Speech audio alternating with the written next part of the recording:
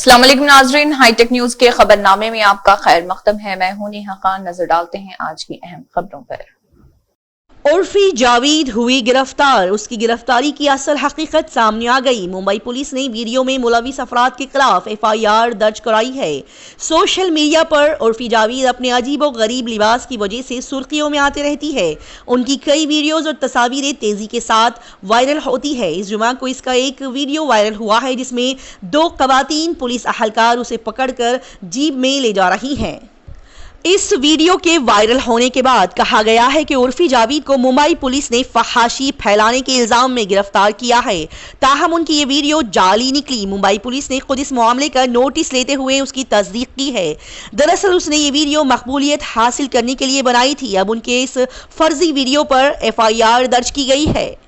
दरअसल उर्फी जावेद के छोटे कपड़े उसके लिए मसला बन गए हैं। अब इस मामले में उनके लिए एक नया मसला खड़ा हो गया है। ताहम अभी तक इस पूरे मामले के बारे में ज्यादा मालूमात सामने नहीं आई है, लेकिन ये वीडियो सोशल मीडिया पर जंगल की आग की तरह से फैल रही है। वज़ीर आज़म नरेंद्र मोदी ने इंग्लैंड के वज़ीर आज़म ऋषि सनक से बात की। UAE के सदर से भी उन्होंने बातचीत की। इसराइल और हमास के दरमियान जारी जंग के दौरान डाउनिंग स्ट्रीट ने कहा कि बरतानवी वज़ीर आज़म ऋषि सनक ने इस जुमा के सहपहर हिंदुस्तानी वज़ीर आज़म नरेंद्र मोदी से बातचीत की। इसी दौरान दोनों रहनुमाओं ने इसराइल और हमास के तनाज़े पर बातचीत की। उन्होंने मासूम जानों के तहफ़्फ़ुज़ पर तशवीश का इजहार किया। डाउनिंग स्ट्रीट के एक तर्जुमान ने कॉल को रेड आउट करते हुए कहा कि दोनों रहनुमाओं ने हमास के हमले की मजम्मत की है। इसराइल ने गजा में एम्बुलेंस को निशाना बनाया, मुतादद लोग हिलाक। नेतन्याहू ने कहा कि पहले यरगमारियों को रिहा करो, फिर जंग बंद होगी। इसराइल और हमास के दरमियान जारी जंग अब शिद्दत इख्तियार कर गई है। इसका अंदाजा इस बात से लगाया जा सकता है कि इसराइल हमास के दहशतगर्दों के खात्मे के लिए किसी भी हद तक जाने को तैयार है। इसराइल अस्पतालों और इमदादी कैंपों पर रॉकेट दाग रहा है। इस जुमा को इसराइल ने गजा अस्पताल के करीब एम्बुलेंस पर हमला किया, जिसके बारे में इसराइली फौज का कहना था कि यह हमला दहशतगर्दों को निशाना बनाने के लिए किया गया था। इसराइली फौज ने कहा कि उसने जंगी इलाके में हमास के अस्करियत पसंदों के जेर इस्तेमाल एम्बुलेंस की निशानदही की और उस पर हमला किया। इस हमले में हमास के कई दहशतगर्द मारे गए।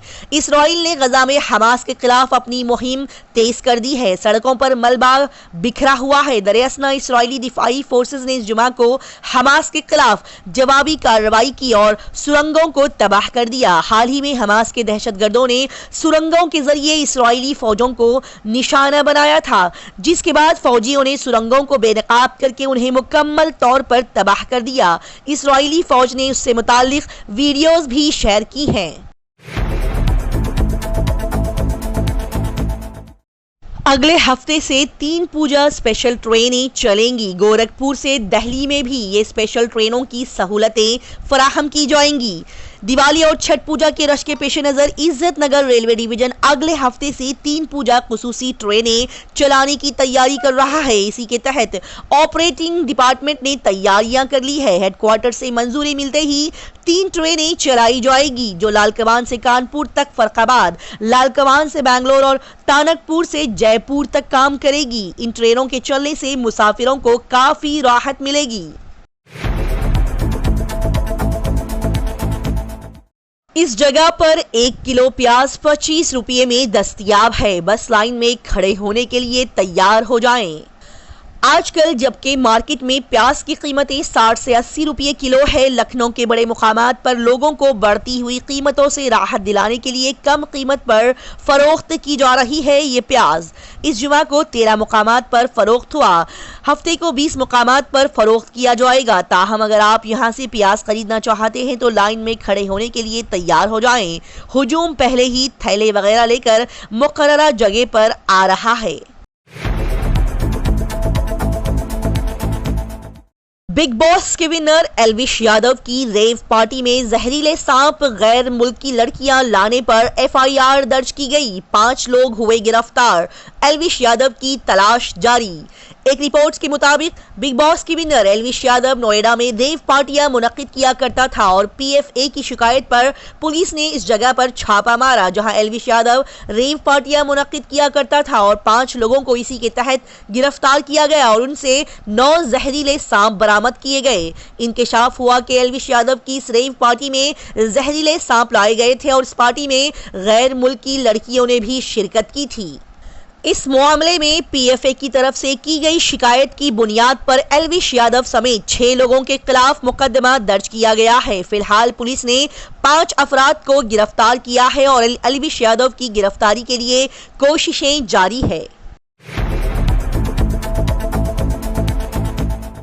पाकिस्तान में एयरबस पर दहशतगर्दों का बड़ा हमला, 3 लड़ाकर तैयारे जल गए, 3 दहशतगर्द भी मारे गए। पाकिस्तान में दहशतगर्दी का एक बड़ा हमला हुआ है जो दहशतगर्दी का मुतरादिफ बन चुका है। दहशतगर्दों ने पाकिस्तानी फिजाइया के अड्डे पर हमला किया है। म्यान वाली एयरबस में कई दहशतगर्द हथियारों से लैस हो गए हैं।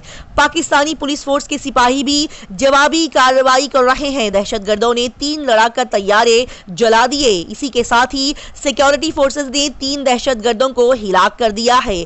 बहुत से लोग अभी तक महसूर है। इसी के तहत ऑपरेशन अभी जारी है। नेपाल में जलजले ने तबाही मचा दी। अब तक 154 अफराद हुए हिलाक। हिंदुस्तान में भी शदीद झटके महसूस किए गए। नेपाल में जुमे की रात 6.4 का शदीद जलजला आया जिसके झटके हिंदुस्तान के दारुल हुकूमत दिल्ली समेत शुमाली हिंदुस्तान के कई हिस्सों में महसूस किए गए। नेपाल में जलजले से अब तक 128 से ज्यादा अफराद हिलाक हो चुके हैं। 150 से ज्यादा अफराद के जख्मी होने की भी इत्तलात है। रुकुम गुरबी में 36 और जाजरकोट में 34 अफराद जाबाक हुए। ये जानकारी खबर रसा एजेंसी ANI ने रुकुम वेस्ट के डीएसपी निमराज भट्टाराई और जाजरकोट के डीएसपी संतोष रोका के हवाले से दी है।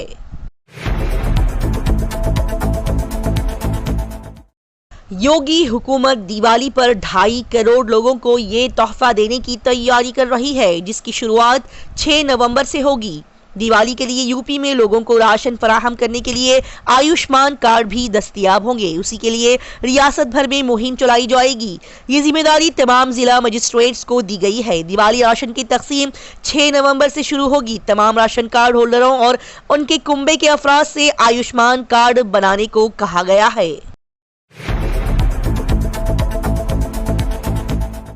राजस्थान में टिकट पर कांग्रेस में जारी अदम इत्मीनान के दरमियान गहलोत ने कहा, सबको हम मुतमईन नहीं कर सकते।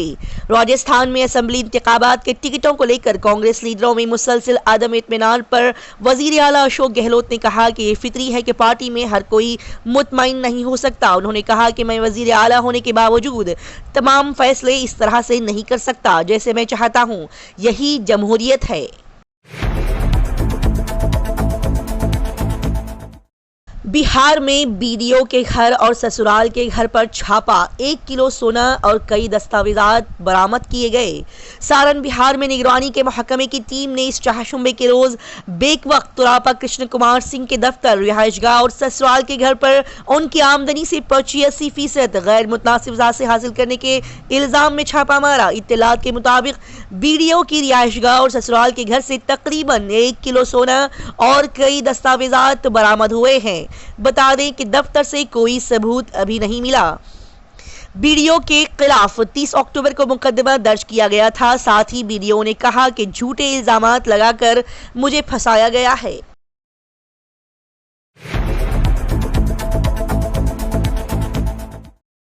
महाराष्ट्र में एक शख्स ने 25 साल लड़की को ब्रेकअप करने की वजह से आग लगा दी। थाने महाराष्ट्र में 25 साल लड़की को आग लगाने के इल्जाम में 2 अफराद के खिलाफ FIR दर्ज की गई है। पुलिस के मुताबिक मकतूला का एक मुलजिम से रिश्ता था और दोनों का रिश्ता अब टूट चुका था। शदीद तौर पर झुलसने वाली लड़की अस्पताल में जेर इलाज है और अभी तक इस मामले में कोई गिरफ्तारी अमल में नहीं आई है। बता दें कि इस मामले में अभी तफ्तीश जारी है। इसी के साथ हाईटेक न्यूज खबरनामा इख्तिताम को पहुंचता है। अल्लाह हाफिज।